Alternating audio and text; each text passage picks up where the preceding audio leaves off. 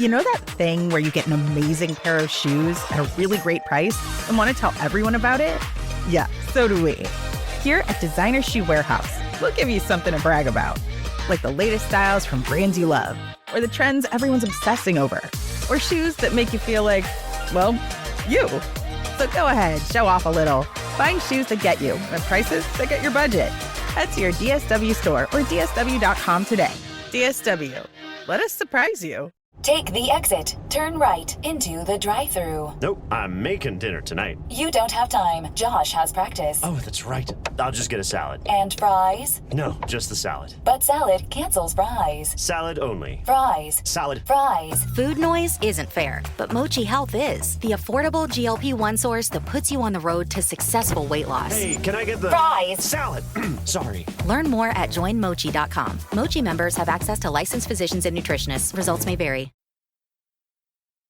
Voices for Justice is a podcast that uses adult language and discusses sensitive and potentially triggering topics, including violence, abuse, and murder. This podcast may not be appropriate for younger audiences. All parties are innocent until proven guilty in a court of law. Some names have been changed or omitted per their request or for safety purposes. Listener discretion is advised. My name is Sarah Turney, and this is Voices for Justice. Today I'm discussing the case of Marjorie West. There are some missing persons cases where the mystery begins hours later when someone fails to come home. But in Marjorie's case, the mystery began in seconds. One moment, the 4-year-old was picking flowers for her mom on Mother's Day. The next, she was gone from a clearing in the Allegheny Forest. No one heard a scream, no one saw her run, no one saw anyone grab her. But within days, thousands of people would be searching the woods. Police would question motorists across hundreds of square miles. Bloodhounds would be brought in from New York. And investigators would be looking for the driver of a speeding Plymouth sedan. Because what first appeared to be just a child lost in the forest soon became something much harder to explain. This is the case of Marjorie West. It's Sunday, May 8th, 1938, Mother's Day, and in the Allegheny Forest of northwestern Pennsylvania, the West family is trying to enjoy what should have been a peaceful spring afternoon. That morning, Shirley and Cecilia West had taken their 3 children to church in Bradford, Pennsylvania. It's a small city in McKean County near the New York border, about 90 miles south of Buffalo. Bradford was an oil town, shaped by refineries, wooded hills, rough roads, and families who worked hard and built their lives around the rhythm of that region. The West family included. Shirley worked as an assistant engineer for Kendall Refining.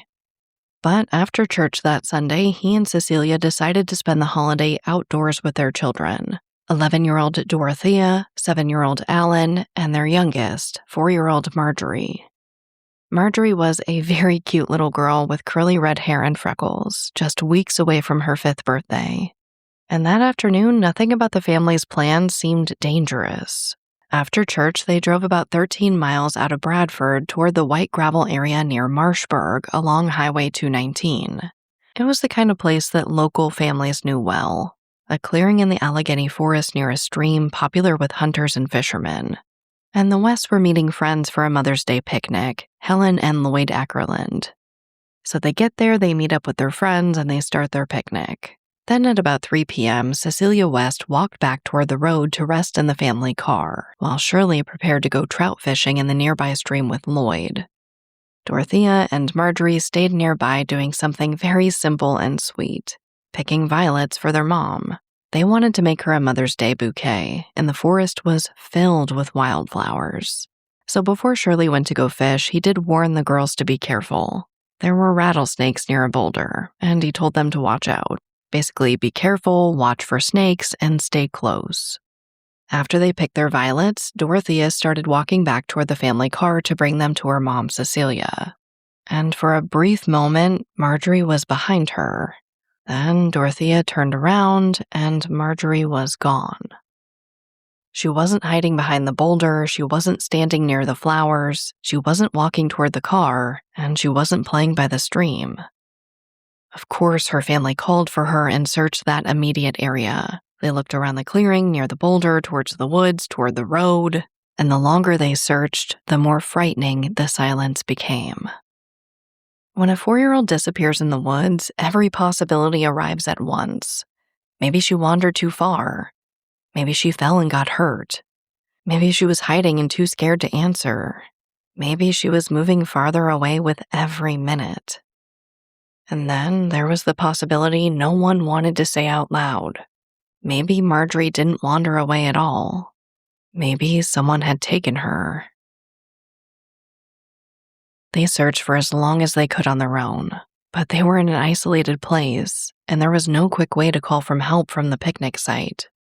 So the West family had to make a decision that no parent should ever have to make. To get help, they had to leave. They had to get in the car and drive away from the clearing where Marjorie had vanished, away from the woods where she might still be somewhere just out of sight, away from the road where if someone had taken her, every minute was carrying her farther away from home.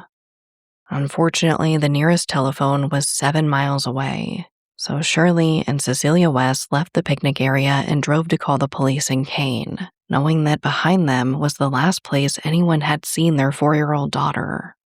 And by the time that call was made, the first crucial window was already closing, because if Marjorie was lost in the woods, she was alone in rough terrain with darkness on the horizon. But if she'd been taken from the road, then the search may have already been moving in the wrong direction. This episode is sponsored by BetterHelp. May is Mental Health Awareness Month, a reminder that whatever you're going through, you don't have to go through alone. I think we all know that life is a journey. Some days feel good and others feel extremely overwhelming. Whatever's keeping you up at night, it's easy to feel like you have to figure it out all on your own. But the truth is, no one has all the answers, and no one should have to go on this journey alone. Having someone with you to listen, to understand, and support you can make all the difference. That's where BetterHelp comes in. BetterHelp therapists work according to a strict code of conduct and are fully licensed in the U.S., and they do the initial matching work for you so you can focus on your therapy goals. All you do is fill out a short questionnaire to help identify your needs and preferences. And if you aren't happy with your match, you can switch to a different therapist at any time. With over 30,000 therapists, BetterHelp is the world's largest online therapy platform, and it works. They have an average rating of 4.9 out of 5 for a live session. You don't have to be on this journey alone. Find support and have someone with you in therapy. Sign up and get 10% off at betterhelp.com/justice. That's betterhelp.com/justice.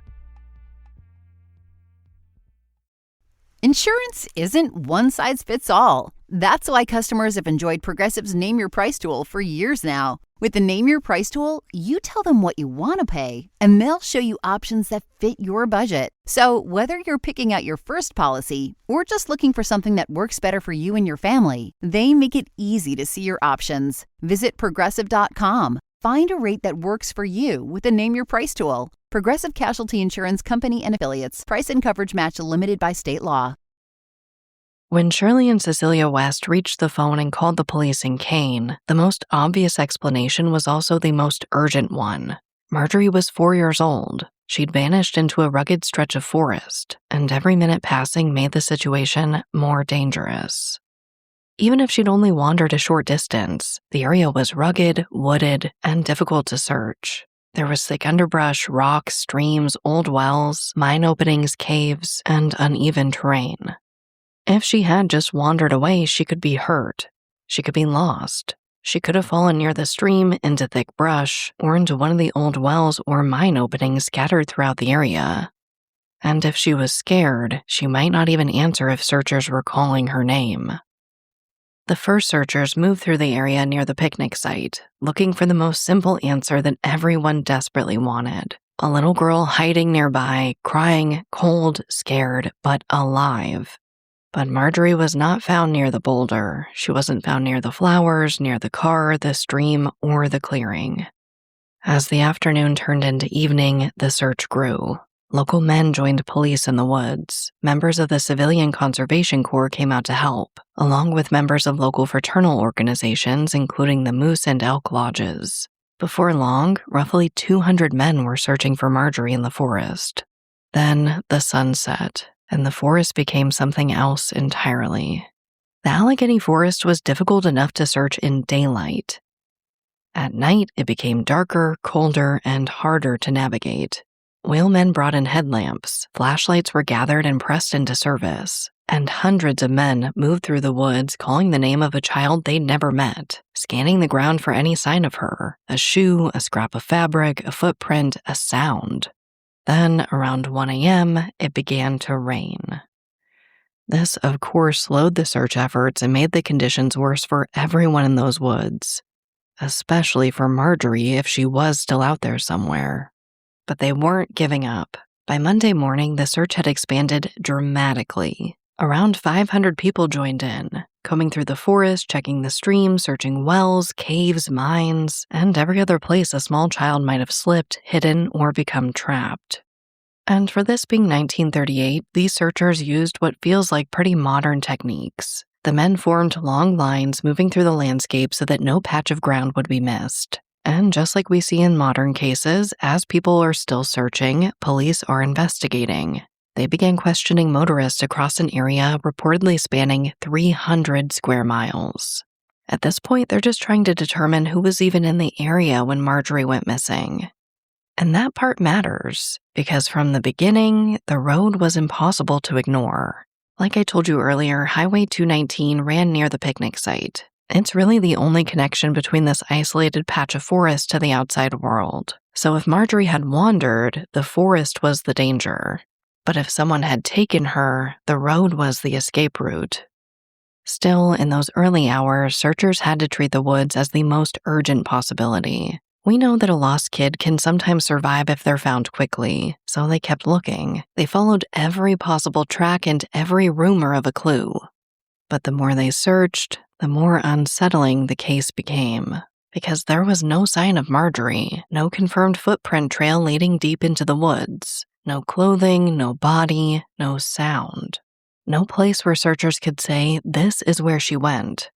And then came the detail that would haunt this case for decades. The flowers. Because those flowers that Marjorie had picked for her mom were found crushed near the road. Now, that doesn't prove what happened. It could mean a lot of things. It could mean that Marjorie dropped them while she was wandering. It could mean someone stepped on them during the confusion of the search. But if those flowers were really found near the road, then it raises a really terrible question. Why would Marjorie's Mother's Day bouquet even be there? It really enters a new world of possibilities. Had she walked toward the road on her own? Had someone called her over? Was she close enough to the road for a passing driver to see her? Or did something happen so quickly that the only thing left behind was a crushed handful of violets? By Tuesday, May 10th, police brought in bloodhounds from New York State. Of course, the hope was that the dogs might do what people couldn't, find the trail of a 4-year-old who had seemingly disappeared into thin air. But even the bloodhound reports are complicated. Some accounts say that the dogs followed Marjorie's scent up a mountain toward a cabin with its door nailed shut, though they say that nothing useful was found inside. Other accounts, including family accounts, say that the dogs followed her scent toward the road. And that difference obviously matters. A trail leading deeper into the woods suggests one kind of case. A trail leading to the road suggests something entirely different. By then, investigators were also hearing about cars that had passed through the area around the time Marjorie disappeared. Witnesses reportedly described 3 vehicles. 2 of the drivers were identified, but the third was not. That third vehicle was described as a Plymouth sedan driven by a man. And according to reports, it had been moving so fast that another motorist had to pull into a ditch to avoid it. Now, I just want you to imagine being an investigator in that moment. You have a 4-year-old little girl missing from a picnic site near a road. You have a massive search turning up nothing in the woods. You have flowers reportedly found near that road. You may have bloodhounds leading in that direction. And you have an unidentified man in a car reportedly speeding away around the same time Marjorie vanished. Suddenly, this no longer feels like only a search and rescue operation. It begins to look like a possible abduction. But if Marjorie had been taken by someone in that car, there was another horrifying reality. By the time her family reached the phone, by the time the police arrived, by the time the search grew larger, that car could have been miles away. And within days, a report from another state would make that possibility feel even more real. Because late on the night Marjorie disappeared, hundreds of miles from the picnic site, a taxi driver would say he saw something he could never forget. A crying little girl in a car with a man who claimed she was his daughter.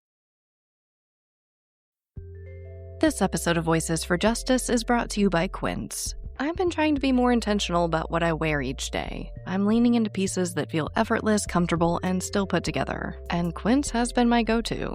The fabrics feel elevated, the fits are flattering, and everything just works without overthinking it. They use premium materials like 100% European linen, organic cotton, and ultra-soft denim. And the best part? Everything is priced 50 to 80% less than similar brands. They work directly with ethical factories and cut out the middlemen, so you're paying for quality and craftsmanship, not brand markup. I recently just ordered their tiered linen dress, of course in black. I wanted to pair it with one of my favorite pairs of brown wedges. The problem was, I didn't have a brown purse. So I got that from Quince too. It's one of my favorite outfits. It's easy, effortless, and feels amazing, especially as we're getting a little bit warmer here in Phoenix. Refresh your everyday with luxury you'll actually use. Head to quince.com/justice for free shipping on your order and 365-day returns. Now available in Canada too. That's QUINCE.com/justice for free shipping and 365-day returns. Quince.com/justice.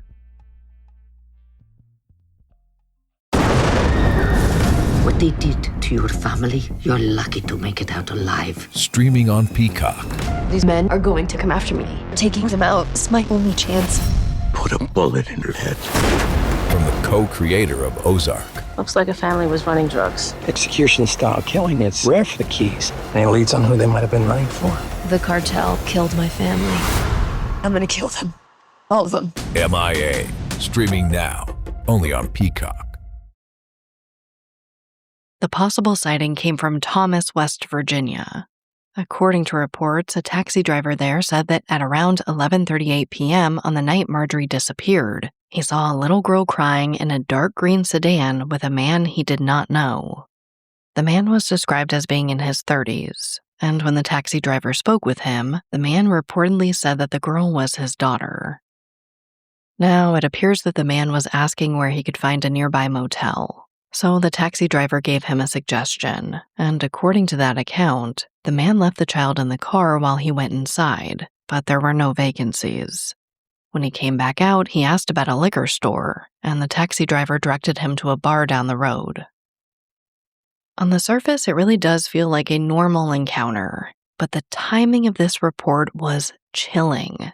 Investigators believe that the drive from the White Gravel area in Pennsylvania to Thomas, West Virginia could take about 8 hours. Marjorie disappeared around 3 p.m. The taxi driver's sighting was around 11:38 p.m. that night. The timeline fit almost perfectly.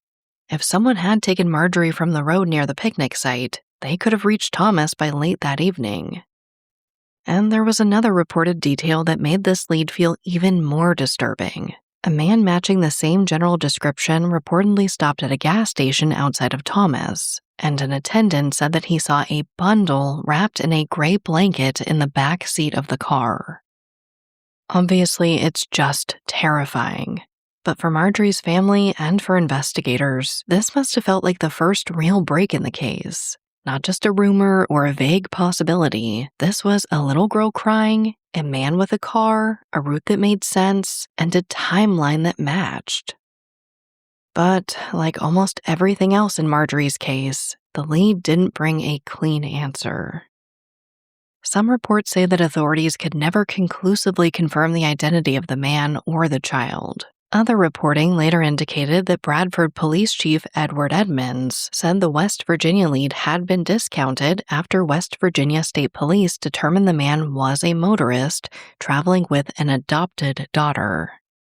Later accounts offered another possible explanation, that a West Virginia merchant named Conrad Fridley had been traveling that evening with his young daughter Lois, and that it was fog that had forced them to stop.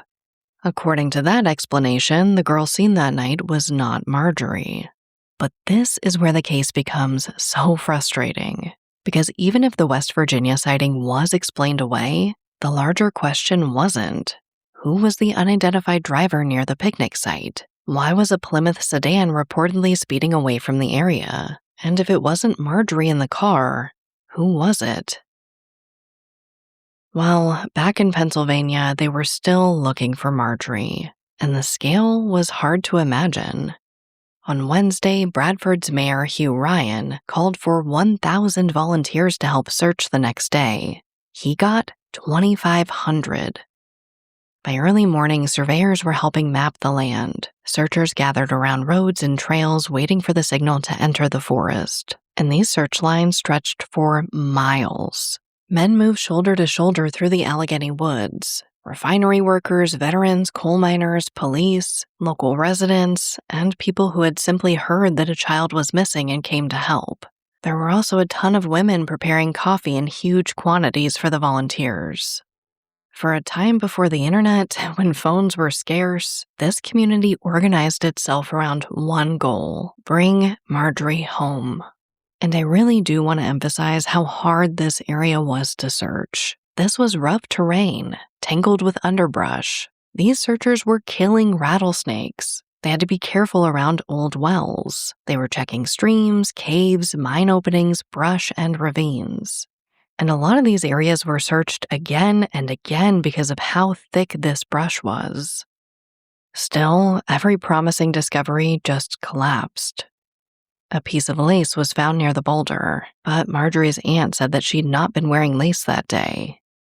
A fresh hole was discovered several miles away, raising huge alarms. But 2 men later admitted they used it to hide casks of cherry wine. A muddy well was pumped out. They even explored the possibility that a bear may have carried Marjorie off.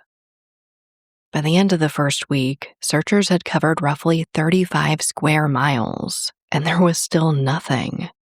No Marjorie, no body, no confirmed evidence that she'd died in the woods, no confirmed evidence that she'd even left them. And for Shirley West, this search wasn't something he could step away from. Reports say that he stayed in the forest for a week. He just couldn't leave where Marjorie went missing from. When he did finally go home to eat, he went back right after. That image really stays with me. A dad in the woods, day after day, searching the same impossible landscape, knowing that every hour made it less likely that his daughter would be found alive. At home, Cecilia waited near the phone, terrified of missing a call. And that, too, is its own kind of torture. Once a case becomes public, every ring can feel like a salvation or devastation. A tip, a sighting, a demand, a cruel prank, but there was nothing. Police circulated descriptions of Marjorie. She had curly red hair and freckles. She was wearing a red Shirley Temple-style hat and patent leather shoes. But the more widely that Marjorie's story spread, the more theories and sightings began to pour in. And investigators were left trying to separate what was real from what was coincidence, confusion, or just wishful thinking.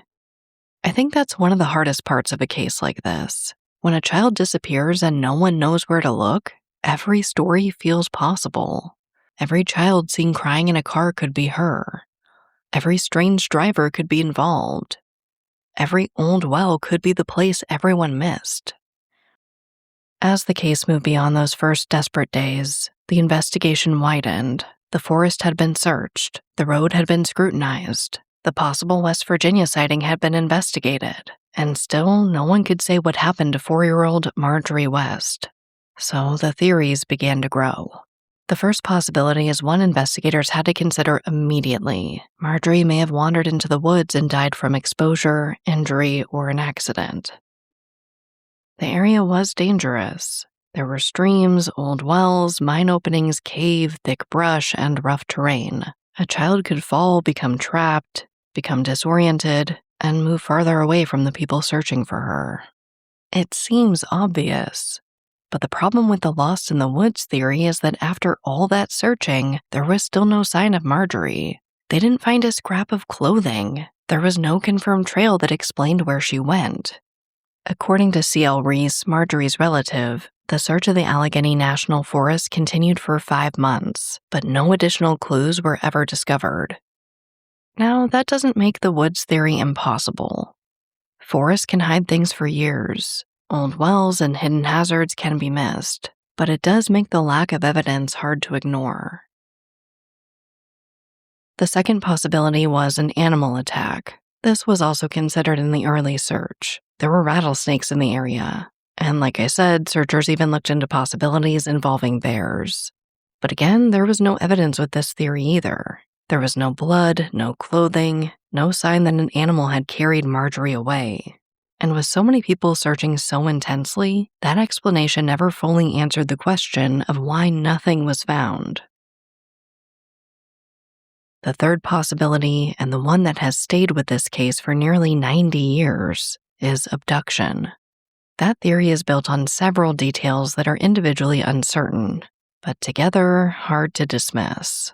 Marjorie vanished within moments. Her crushed bouquet of violets was found near the road. Some accounts say that bloodhounds followed her scent toward the road. Witnesses reported a Plymouth sedan driven by a man speeding away from the area around the time Marjorie disappeared. And later that night, a taxi driver in Thomas, West Virginia, reported seeing a crying little girl in a car with a man who claimed she was his daughter. Again, none of that proves that Marjorie was abducted, but it explains why so many people, including some who searched for her, came to believe she may not have been in the forest at all. According to reporting by The Guardian, a Bradford teacher named Tammy Dittman once spoke to an elderly man who had searched for Marjorie when he was young. He was blind by then, near the end of his life, and he still reached out after hearing about the case being researched again. According to Dittman, the man told her there was no way that Marjorie could have been in the woods. That kind of detail tells you that this case didn't just haunt Marjorie's family, it haunted the people who searched for her too. It feels like if you were there, if you walked those woods shoulder to shoulder, if you looked in the wells and the brush and the streams and came home with nothing, you would have to live with the same question everyone else did. Was Marjorie ever there to even find? Now, I do want to talk about some other theories as well, because that's pretty much all we're left with in this case. Some people questioned whether she could have been abducted and placed into an illegal adoption. And that's not a random theory. That comes from the historical reality of the time. See, in later years, the public learned about Georgia Tann and the Tennessee Children's Home Society. This is where children were stolen or illegally taken from families and placed for adoption. Now, there is no evidence tying Marjorie to Tann, but the reason this theory persists is because of the broader system. Children were taken, records were altered, identities were erased, and families were lied to. When you're looking at a 4-year-old girl who vanished in 1938, who was never found, whose body was never recovered, and whose case never had a confirmed resolution, the possibility that she survived under another name is hard for people to completely let go of. Then, decades later, that possibility became even more intense because of a man named Harold Thomas Beck, also known as Bud. Beck was a local writer and college professor who researched Marjorie's case. Around 1998, he posted a $10,000 reward for information and included updated photos of Marjorie's sister Dorothea, hoping that if Marjorie had survived, she might resemble her older sister. And a woman eventually contacted him. She said that she'd worked with a nurse in Florida who looked similar to Dorothea. So Beck traveled south, met with the nurse, and thought that she did look like Dorothea, though at first she did deny being Marjorie. But years later, according to Beck, the woman contacted him again. This time he met her at her childhood farm in North Carolina, where she allegedly told him a story her mother had revealed near the end of her life. That story was that in 1938, the woman's father had driven north to work in the Bradford refineries. On Mother's Day, while driving south past the Allegheny Forest, he hit a little girl. He thought she might have been dead or badly injured, so he put her in his car to take her to a hospital. But during the drive, the child woke up and seemed unharmed. According to Beck's account, The man and his wife had recently lost their only daughter, so they decided to keep the child and raise her as their own. Obviously, this is a stunning claim if true. It would mean that Marjorie survived. It would mean she wasn't taken by a stranger who planned an abduction, but by a man who made one catastrophic decision after another. It would mean she grew up in another family with another name, while Shirley and Cecilia West searched and waited and wondered for the rest of their lives. But I want to be crystal clear. This claim has never been proven. And this is important to discuss because C.L. Reese, Marjorie's relative, wrote that while Beck insisted that the woman he spoke to was Marjorie, local authorities and family members, including Reese, have questioned the validity of this conclusion. Reese also notes that Beck never formally brought his findings to the police. So that story stays exactly that, a story. A compelling one, an emotional one, maybe even a possible one, but not a confirmed answer. And in a case like this, that distinction matters. Because Marjorie West wasn't a legend. She's not folklore. She's a real child with a real family. Her family deserves more than a theory that sounds good. They deserve evidence. They deserve confirmation. They deserve the truth. By the time we reach this point in Marjorie's case, there are so many possibilities that it almost becomes overwhelming. But every theory runs into the same wall. No one can prove it. And after nearly 90 years, the most painful part of this case may be that the answer has always felt close enough to imagine, but never close enough to hold. Where is Daredevil? I'm right here. Don't miss the return of Marvel Television's Daredevil Born Again. So what's next? I feel liberated. We're gonna take this city back. Over-medicated. In an all-new season, now streaming only on Disney+. They're hunting us. It's time we started hunting them. I can work with that. This should be tons of fun. Marvel Television's Daredevil Born Again, now streaming only on Disney+. You tell yourself, no one wants your college-era band tees. But on Depop, people are searching for exactly what you've got. You once paid a small fortune for them at merch stands. Now, a teenager who calls them vintage will offer that same small fortune back. Sell them easily on Depop. Just snap a few photos and we'll take care of the rest. Who knew your questionable music taste would be a money-making machine? Your style can make you cash. Start selling on Depop, where taste recognizes taste. When we talk about Marjorie West's disappearance, it's easy to focus on the mystery. The flowers, the road, the Plymouth, the sighting, the theories. But at the center of all of this was a family that lost a 4-year-old child on Mother's Day and never got her back. Shirley and Cecilia didn't just lose Marjorie in those first hours. They lost the rest of their lives to uncertainty. Every phone call could have been the one. Every reported sighting could have been real. Every child who looked like Marjorie might have reopened that wound. C.L. Reese, who is related to Marjorie, wrote a Medium article in 2023 called Still Missing 85 Years Later, The Unsolved Case of My Cousin Marjorie West. And I want to give that piece a real shout out here, because as we know, that offers something that newspaper archives can't: the family memory of this case. Reese writes that her grandpa Charles was only 6 years old when Marjorie disappeared, but even in the final years of his life, he still spoke about it.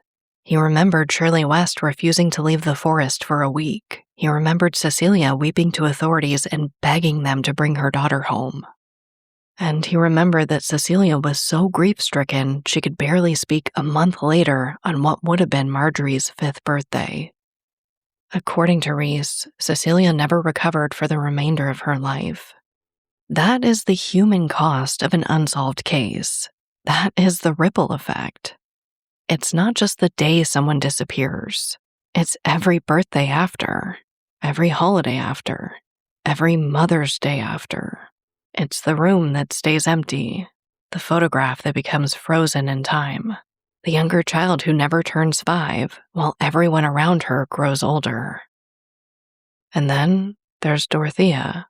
She was 11 when Marjorie vanished. She was the older sister who walked away for just a moment to bring flowers to their mom. She was just a kid herself, but according to family accounts, she carried guilt for the rest of her life.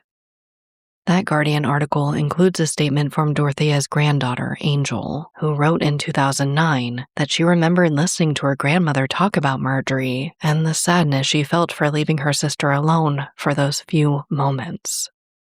Angel wrote that Dorothea held on to that feeling of responsibility until her death. It's heartbreaking, because I think we all know that she was not responsible for what happened. But trauma doesn't always care about what's fair. It attaches itself to moments, to choices, to things that feel unbearable in hindsight. For Dorothea, those few seconds became a lifetime. Another family descendant, Catherine, the daughter of Marjorie's first cousin Joyce, wrote about her own grandfather continuing to search long after the official manhunt ended. She says he would get home late at night after looking for Marjorie. The kids would wait on the steps of the porch waiting for any news, but they say that they could tell from the slope of his shoulders that he hadn't found Marjorie. To me, this image says so much about what it's like to be a family member in true crime. A man coming home night after night with no answer. His kids watching his body language before he even speaks. Really, a family learning over and over again that Marjorie was still missing. I often talk about the ripple effect of true crime and how this becomes generational, and Marjorie's case is the perfect example of that. Even generations later, this case has stayed with this family. Reese writes that even though she was born almost 50 years after Marjorie disappeared, the story has always stayed with her. She still thinks about it when she visits the area and drives by the woods where Marjorie went missing. That's why family voices matter so much in older cases. They remind us that even when a case is 85 or 90 years old, it's not just history, it's inheritance. It's grief passed down because answers never came. Which brings me right to our call to action. Marjorie West is still listed as missing, and there have been efforts to keep the case alive. According to The Guardian, descendants contacted authorities in 2010, and because state police couldn't locate the old records, they opened a new case file. In 2012, Pennsylvania State Police got DNA from 2 cousins in Bradford. So far, that has not produced any answers, but we know that doesn't mean that it won't. Tips have continued to come in over the years. In 2014, a hospital employee in New York contacted authorities about a patient named Marjorie who rarely had visitors. That woman ultimately was not Marjorie, but it just shows that sharing these cases can produce new tips. So please share. That's exactly what we need in this case. At this point, it's really become a series of hopes, each one rising and falling.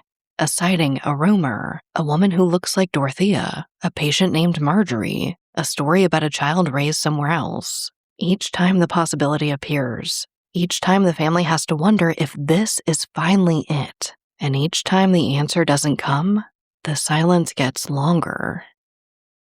After all these years, we still don't know what happened to Marjorie West, but that doesn't mean that there isn't hope.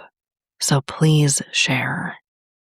I truly believe that the answer is still out there. Maybe it's in a police file, a family secret, a box of photographs, or a story someone has been carrying for far too long. And if it is, it's time for Marjorie to come home.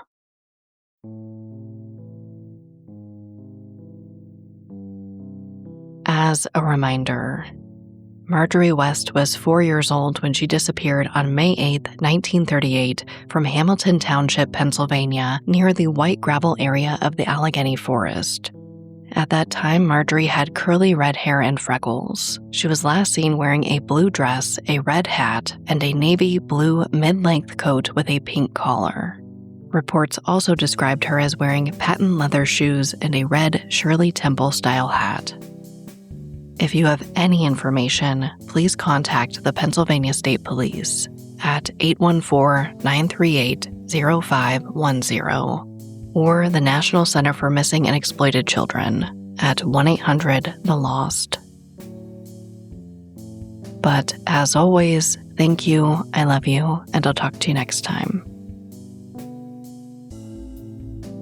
Voices for Justice is hosted and produced by me, Sarah Turney, and is a Voices for Justice media original. If you love what we do, please don't forget to follow, rate, and review the show in your podcast player. It's an easy and free way to help us and help more people find these cases in need of justice.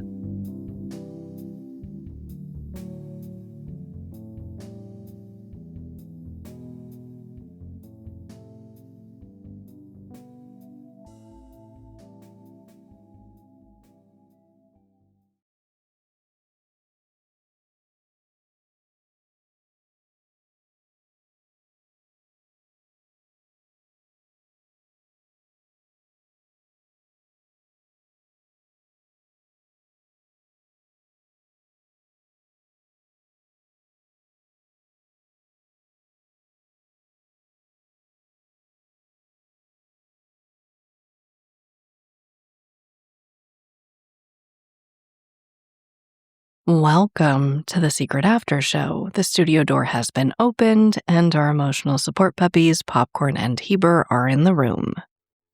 Obviously, I covered this case because Mother's Day just passed, and when I heard about Marjorie West, my heart shattered, especially, you guys know, I like to talk about the ripple effect. I like to talk about how this does become a generational thing. And it's not to make you sad. It's to make you understand the reality of true crime. And I get it. Like, you guys are smart. You guys are compassionate. You know these things. But I feel like there's something about these cases going on for almost 100 years that I think really dials in that message.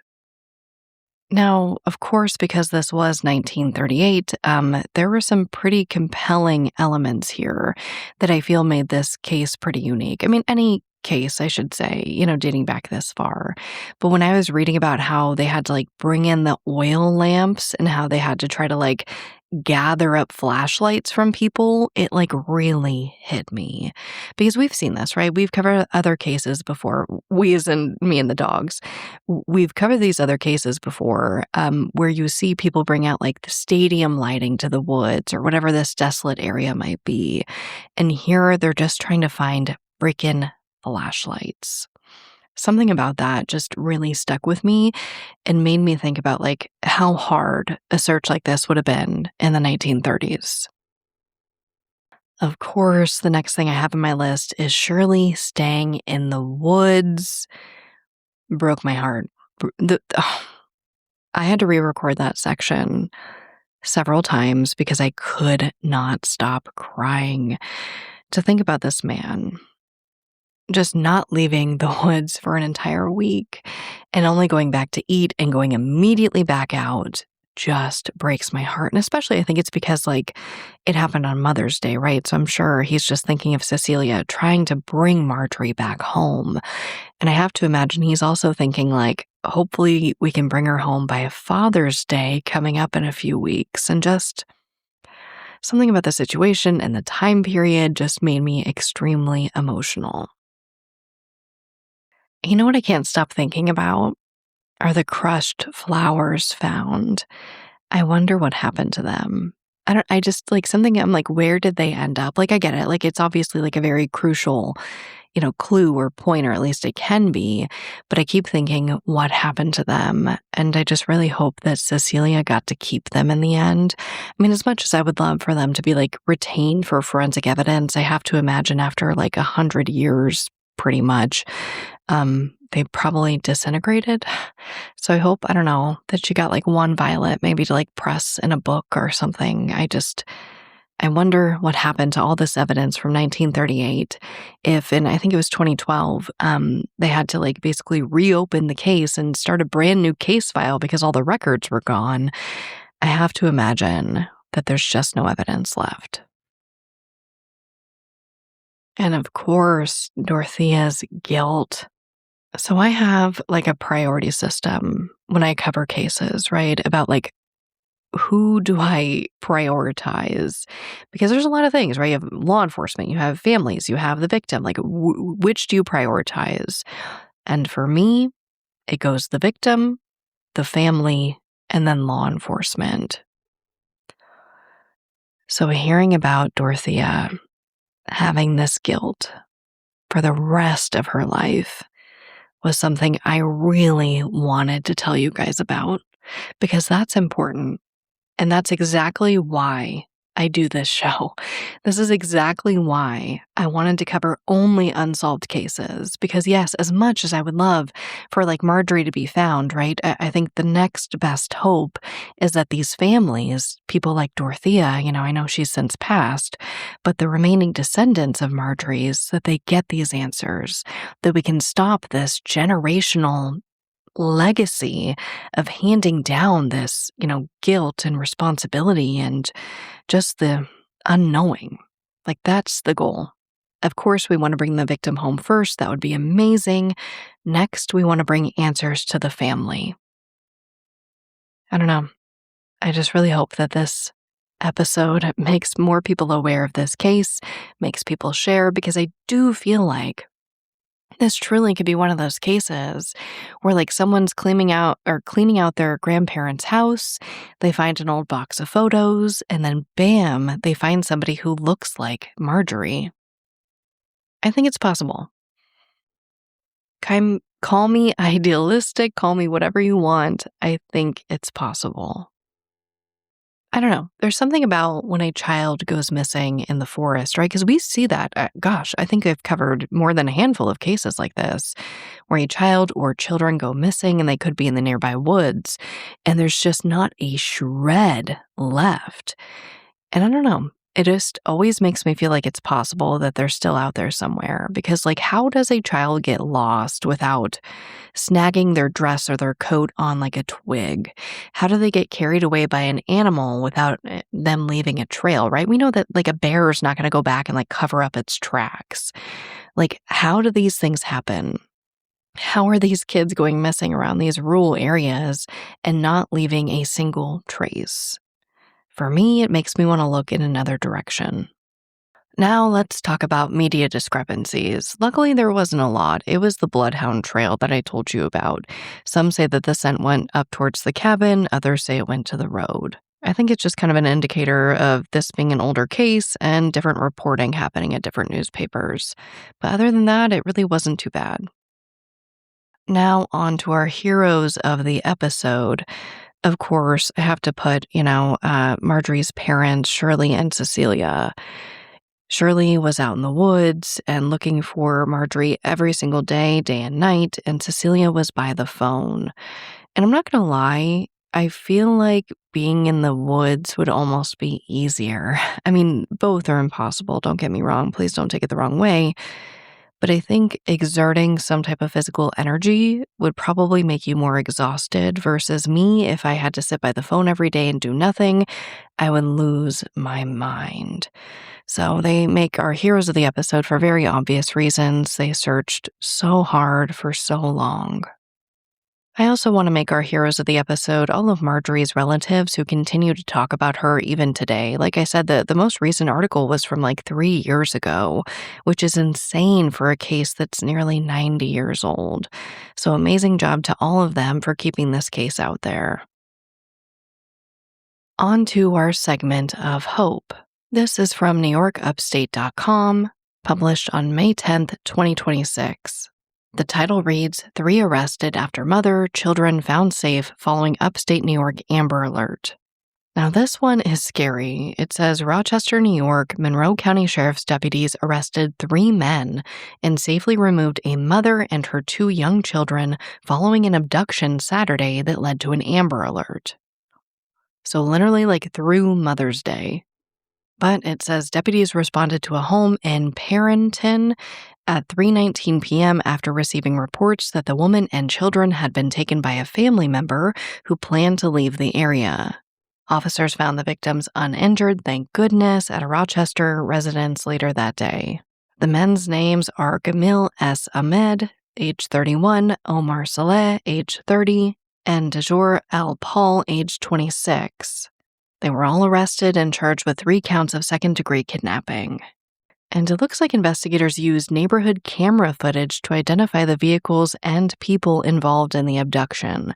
So shout out to all the people that gave their camera footage to help solve this case and bring these people home unharmed. And it looks like they moved really quickly. It was the sheriff's office, the FBI, the U.S. Marshals Service, New York State Police, and Canada Border Services Agency. They issued the Amber Alert, the tips came in, and they brought them home. That's why it makes our segment of hope.